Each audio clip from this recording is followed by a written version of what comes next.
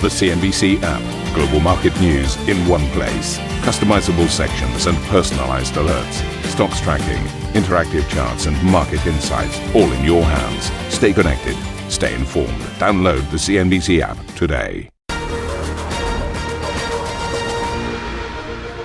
A very warm welcome to Scorebox Europe. I'm Steve Sedgwick with Ben Boulos, and these are your Monday morning headlines. The clock ticks down to a US blockade now of ships entering or exiting Iranian ports in the Strait of Hormuz after peace talks failed to yield a deal.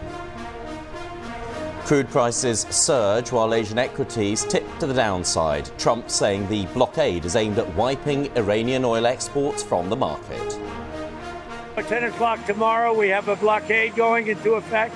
That'll be 10 o'clock tomorrow. Other nations are working so that Iran will not be able to sell oil, and that will be very effective. After 16 years in power, Hungary's Viktor Orban suffers a crushing election defeat as Peter Magyar and his Tisza party win a supermajority, enough to undo many of Orban's constitutional reforms. We won not small but big, very, very big. The election results are painful for us, but clear.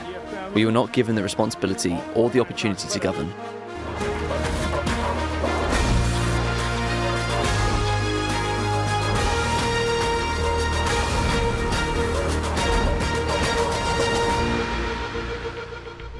So another extraordinary weekend of geopolitical events surrounding the US, Israel and Iran. Oil prices. Let's take a look. Now, look, I'm going to say this to you guys again, because this is the futures prices. The June contract for Brent, the May contract for WTI. There are other contracts out there which are for delivery, that are physical rather than a futures price as well, which are massively higher. And the fear for many traders is now not that the physical price will come down to the futures price you can see on your screen, but actually that the futures price will start having to go up to the physical price that is being paid for people who want delivery in the next few weeks. We can talk more about this later on. Oil prices, as I say, sharply higher this morning as the US Navy now prepares to impose a blockade on all ships entering or exiting Iranian ports after peace talks in Pakistan over the weekend failed to produce an agreement. The blockade appears slightly more limited than threatened by the United States President Donald Trump earlier on Sunday, when he said it would include all transit through the Strait of Hormuz, not just via Iranian ports. Speaking Sunday, the president said the blockade would be in place within hours. Their Navy's gone. Most of their mine droppers are gone. We have a lot of people, as you know, at 10 o'clock tomorrow, we have a blockade going into effect. That'll be 10 o'clock tomorrow. Other nations are working so that Iran will not be able to sell oil, and that will be very effective. There are many boats heading toward our country to fill up with oil and then go and take it. So they're not going to go through the Hormuz Strait. And ultimately that'll be corrected. But in the meantime, they're using us. We have more oil because of drill, baby, drill. We have more oil than Russia and Saudi Arabia put together. But unfortunately, sir, that doesn't affect the price of diesel and gasoline in the United States. That's a fact. Whilst Trump suggested other countries would be involved in the blockade, one nation reportedly not participating is the United Kingdom. Dan joins us with more. Dan, I had one correspondent pointing out to me, and quite rightly, although this is a very disappointing result out of Islamabad, although the US president has now upped the ante with the blockade, it's not the end of the ceasefire. It is not a new phase of bombing Iranian targets, and we hope, therefore, it won't be reciprocated as well. So whilst this is not a great scenario for markets, for people, for the economy, for everybody in the region as well, perhaps they're pointing out it's not as bad as it could have been. That's exactly right, and it's also part of the reason we haven't seen oil retest the highs at the peak of this crisis as well. Yes, oil is back above $100 a barrel, but certainly not near 120 or even 140 right now, really suggesting that while the risk premium is elevated, we do perhaps have the potential for renewed hostilities on the ground, but it seems as if markets are certainly taking this in their stride, at least for now. Nevertheless, though, Steve, in just over 8 hours' time, the US Navy will begin its blockade of the Strait of Hormuz. I've spoken with experts this morning who say it's unclear exactly what is going to happen, but this is being called an escalation that could put the US and Iran back on a direct path to conflict. President Trump ordered this new blockade after those peace talks in Islamabad collapsed on Sunday. Of course, the expectations were quite low coming into this meeting, but the president did say the failure ultimately came down to one issue, which was Iran's refusal to abandon its nuclear program. And the president has now also laid out some red lines for any return to negotiations, including the full reopening of the strait, free of tolls, an end to all uranium enrichment, the handover of Iran's highly enriched uranium, and an end to funding of proxies, including Hezbollah and the Houthis. But of course, the Iranian side isn't budging either here. Iran's president actually posted on X that they can reach a deal, but only if the American government abandons its totalitarianism and respects the rights of the Iranian nation. Remember though, and I think this is really important, both negotiating teams left Islamabad without a set date for another round of talks. And the Wall Street Journal is also reporting today that the president may also be weighing resuming limited military strikes on Iran to break the stalemate. President Trump also speaking to Fox News on Sunday, saying he would hate to target Iran's infrastructure, but also said it is very easy to hit. So where does this leave both sides? Well, for Iran in particular, the blockade is of course going to target oil revenues that fund roughly half of government spending. For the US Navy, the risk here is real as well. Operating in this narrow strait lined with Iranian missiles and drones is a significant operational risk. And as I mentioned at the top, for global energy markets here, we still have over 100 million barrels of oil trying to pass through the strait, waiting to get through. So the risk here is threefold. And of course, what happens next as the clock continues to count down is still a very big unknown. Guys? Dan, thank you very much. Let's take a look at what's happening on the markets and looking ahead to the trading day on Wall Street. The futures pointing to a negative open on the three main averages. This after a Friday session in which the S&P and the Dow gave up territory.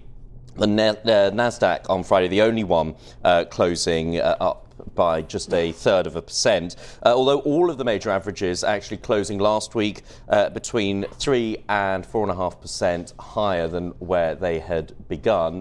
The sentiment being hit for the futures by that news that the talks between the US and Iran had failed over the weekend, as Dan was mentioning. We saw the surge in the oil price off the back of that threat by Donald Trump to blockade the Strait of Hormuz. And you can see the effect that's having on Asian equities as well. We can bring up the numbers for you.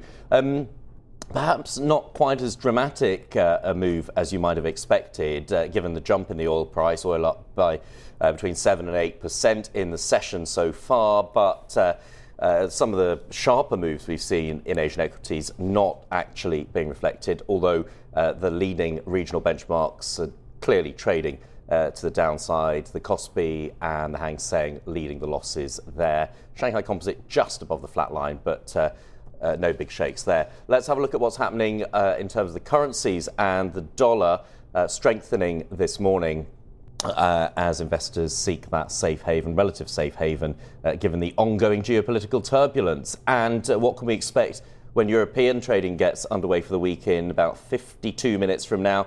As you can see, as expected, no surprises there, looking to pick up on that sentiment, that negative risk-off sentiment that we've seen in the Asian markets. So what the Islamabad talks, the 21 hours of talks between JD Vance and the Iranian delegation, showed that actually Iran doesn't really want to move at the moment on its curtailment of its nuclear ambitions, on its curtailment of its ballistic missile capability, on the curtailment of its regional influence, plus, of course, don't appear to be willing to budge on their conditions for reopening the Straits of Hormuz.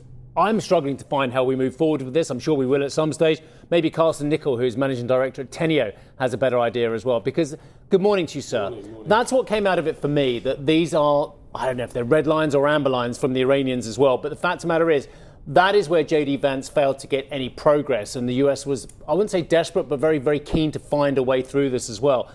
How do we move forward? Well, I guess the U.S. Answer this morning is let's put the pressure back on Iran, right? If there was any idea on the Iranian side that you monetize that situation, you keep exporting oil, you perhaps keep charging some of those ships that you let through.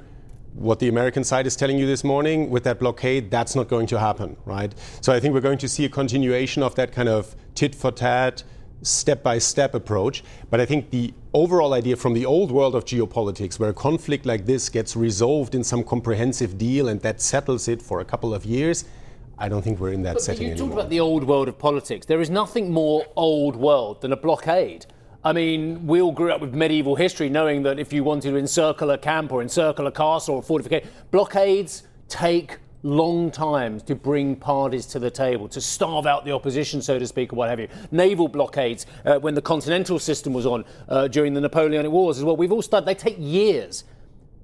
Yeah. The world economy doesn't have years. No, exactly. And of course, that's the play that's going on this morning, right? I mean, getting ready for the market opening, so let's see how bad it will be, and of course that is something that the American side will be watching very closely. That's clearly the card that Iran is trying to play here. But again, the American answer to that is don't think that you can be monetizing this in the meantime, because let's not forget about it, right? I mean, obviously this is a country that has been under heavy bombardment for several weeks now. This is a country that has already seen that discontent in the population is huge. So it's very clear that situation where you basically keep paying the price of these sanctions, right. Now on top of that you're not able to sell the oil, that is something that really goes to the core of the regime.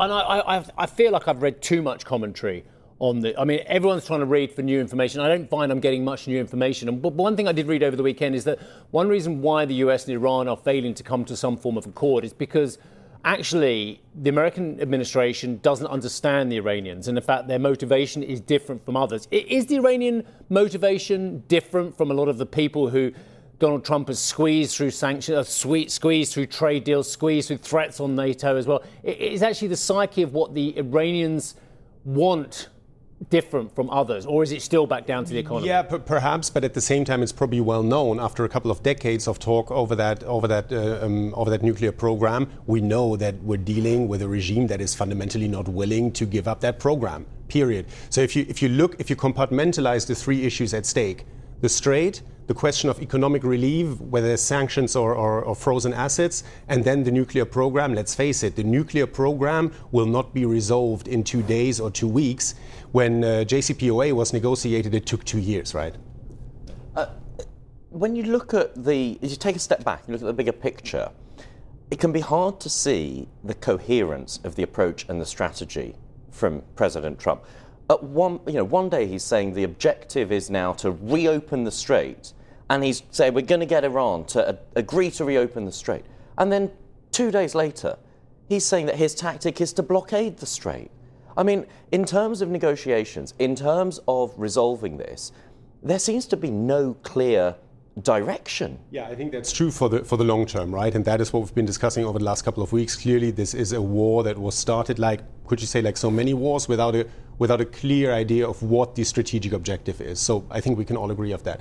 Once you accept that we're now in this short-term scenario, I think it is very clear. Of course, the United States needs to reopen that strait. And then you go one click down from there. Coming out of the weekend where both sides failed to reach an agreement, the Americans are basically saying to the Iranian side, don't think that you can monetize this in the short term. Here we go. Is this sustainable for both sides? I don't think so. And if you like to spin this in a somewhat more positive way, I think that keeps the pressure up on both sides to try searching for a solution. The risk is one of an accident, of course. And what are the plausible strategic wins that the US can realistically hope for? Because at the moment, yes, the tactical wins have been trumpeted, the degrading of Iran's military, but strategically, you question what has been achieved. No, yeah. The regime is still in place, led by someone with the surname Khamenei. Yeah. You've still got the nuclear program they haven't agreed to stop. The Strait of Hormuz is still blockaded. What can President Trump go back to the people in America and say, this is a strategic win? No, I don't think he can do that, and I don't think he will. If you like, it is perhaps an advantage for him that the conversation has now necessarily shifted to the short term so much. Again, The strategic objective was never clear, and there is no strategic objective to achieve right now. It is a short-term question. Will we be able to reopen the strait? And reopening the strait, of course, doesn't mean we're going back to the situation that we were in at the beginning of the year, right? But at least allowing some traffic to pick up again. If that is being achieved, of course, given the current circumstances in the short term, the administration can say this is a major success. How's the global economic adaptation looking? The autarky, the substitution, the just getting on with it? Because markets are very sanguine, by and large, perhaps too sanguine. In fact, I read lots and lots of commentary about how they're just not showing how bad this is for the world economy. And I've just had another piece in my inbox now from SG, for instance, talking about a Europe macro radar, ECB hikes due to rising risks from core inflation. We saw big inflation data out of the US on Friday as well. Is the market a bad metaphor or a bad way of gauging just how bad this could be? I mean, again, I think this is a question short versus long term. If you want to see the signal for the long-term risks right now in the short-term market reaction, you could say, okay, maybe it's not there, not to the degree that we would want it to see from an analytical perspective. Fine, but I think the reality also is you can only look so far given all the uncertainty right now, right? So it's that short-term approach that you see in the administration, and I do think you see that reflected in the market reaction basically as we're trying to figure out what's next in the next 24 hours until the next tweet. More basically. Of this from the BOJ Governor Ueda as we speak now in a speech is saying if conflict pushes up inflation's expectations, that could push up underlying inflation. Conflict could put both upwards and downward pressure on inflation. The longer this goes on, the more it's going to affect corporate activity, etc., etc. Thank you. Okay.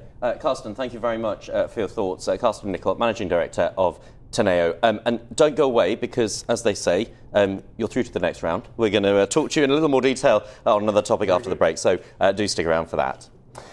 Coming up on the show, 16 years of Viktor Orban rule ends with opposition leader Peter Magyar claiming the vote has liberated Hungary.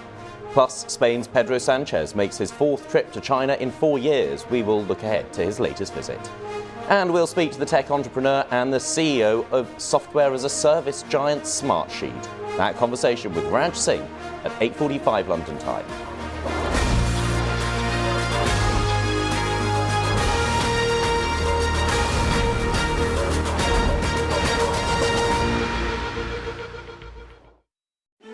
Executive Decisions is the new podcast from CNBC, where I ask powerful leaders about their decisions that changed everything. I'm Steve Sedgwick. Here's the CEO of the London Stock Exchange Group, Julia Hoggett. There is no justification whatsoever for not doing the right thing, even if the right thing is hard to do. Which also means that if the context changes or the information changes, it is absolutely fine to also change your mind. That's Executive Decisions with me, Steve Sedgwick. Get it wherever you're listening to this.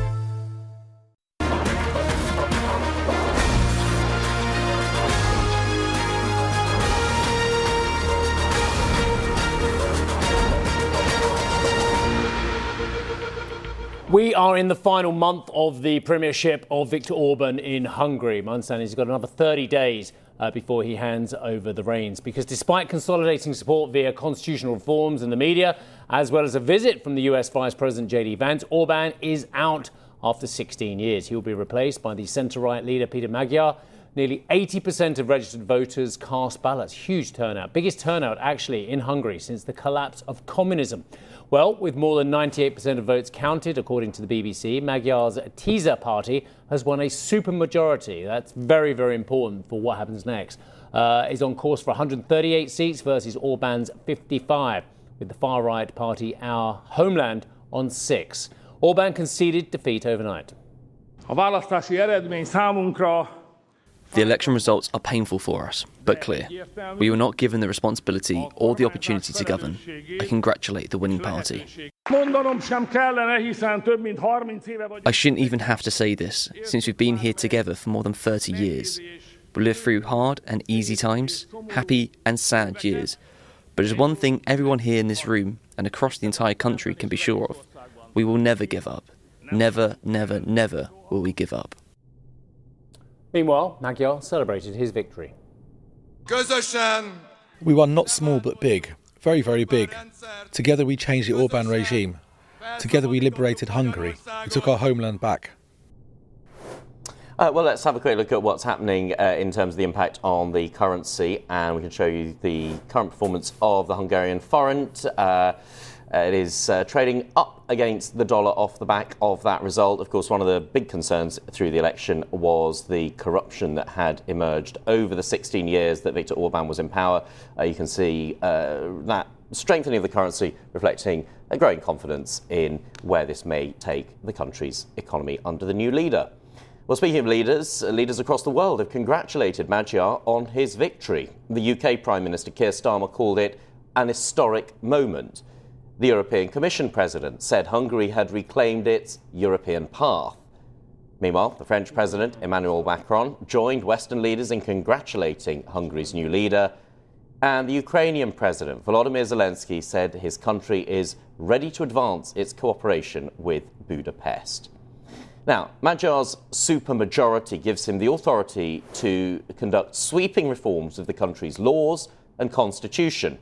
Politico reports the result could let him eliminate the structures that keep 80% of the country's media under Fidesz's influence, as well as remove party loyalists from key positions like the President of Hungary's Constitutional Court. Carsten Nickel, Managing Director of Teneo, remains with us. Carsten, thanks for sticking around. And just give us your take on this and what this means for Hungary in the coming, let's say, the year ahead. Yeah, I think the year ahead, of course, is probably too narrow a time span here, right? Because some of the issues that we were just talking about really go to the question of institutional quality, let's say, on the political side, on the economic side, the question of corruption and so on. That is something that you can address with this two-thirds constitution-changing majority through legislation, yes.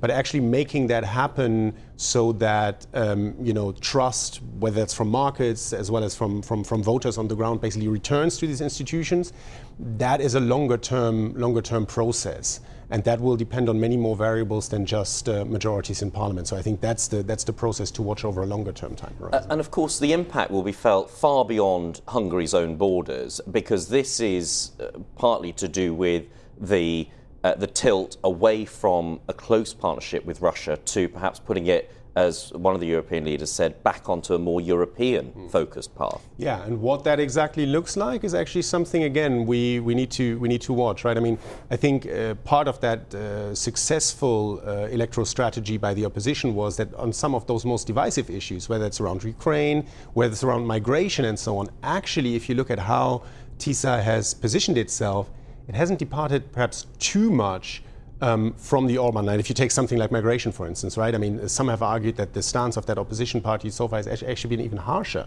than Orban's stance, right? So what exactly is the willingness to enact all those reforms that Brussels has been pushing for?